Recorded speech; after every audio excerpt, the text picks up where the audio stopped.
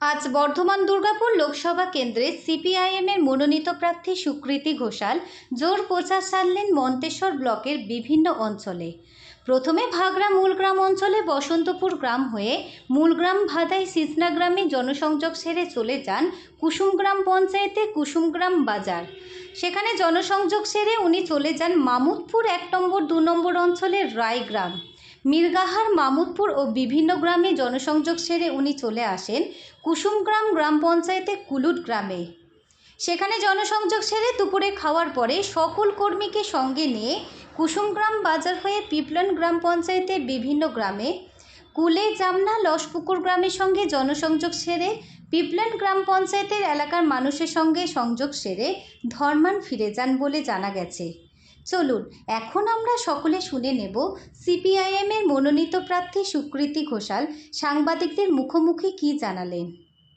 মন্তেশ্বর থেকে report Faizul Sheikh, MBS news Syed Abu জাফরের report, Samyajit, Manteswar. বলছি যে আপনি তো বিভিন্ন জায়গায় প্রচার করছেন, তাতে করে বর্ধমান দুর্গাপুর লোকসভা কেন্দ্রে ভোটে কতটা আশাবাদী?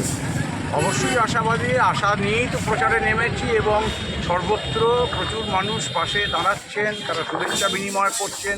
মানুষের মধ্যে একটা আলোড়ন তৈরি হয়েছে এবং আমরা জানি যে কেন্দ্রের যে সরকার রয়েছে বা রাজ্যে যে সরকার রয়েছে তারা মানুষের দুঃখ দারিদ্র্য দূর করতে পারেনি, করার চেষ্টাও করেনি।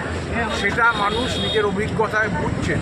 মানুষ যত নিজের অভিজ্ঞতায় বুঝবেন তত বেশি মানুষ বামপন্থীদের দেখে শুনবেন, এটা আমি বিশ্বাস করি। এবং বিগত যে নির্বাচনে ক্রমশ বামপন্থীদের যে গণভিত্তি যেটা ছিল, কিন্তু একটা সময়তে হয়তো বিভিন্ন কারণেতে ভোটের পার্সেন্টেজ কমে গিয়েছিল, সেই ভোটের পার্সেন্টেজ আবার ঊর্ধ্বগামী হচ্ছে।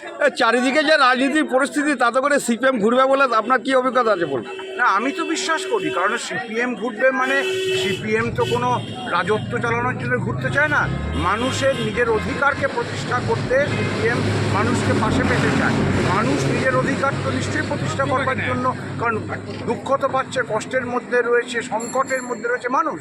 মানুষ নিজের অধিকারকে প্রতিষ্ঠা করার জন্য মানুষ চেষ্টা করবে। কিন্তু বিজেপি প্রার্থী দিলীপ বাবু বলছে আমি নিজেই উইকেট ফেলে দেবো, আর ওদিকে কীর্তি আজাদ বাবু বলছেন আমি খেলোয়াড়, আমি খেলে জিতে নেবো। সেটা বলবেনই তো তারা, তাদের কাজকে তারাও তো মানুষের কাছে তাদের বক্তব্য বলবেন। কিন্তু যদি তুলনামূলক, আমরা কি মানুষের কাছে বলবো? আমরা অন্য কোনো প্রতিশ্রুতি দেবো না। আমরা খালি বলবো যে মানুষ নিজের অধিকার সম্পর্কে সচেতন হন। মানুষ যদি ভালো থাকেন, কষ্টে না থাকেন, তাহলে মানুষ একরকম বিচার করবেন।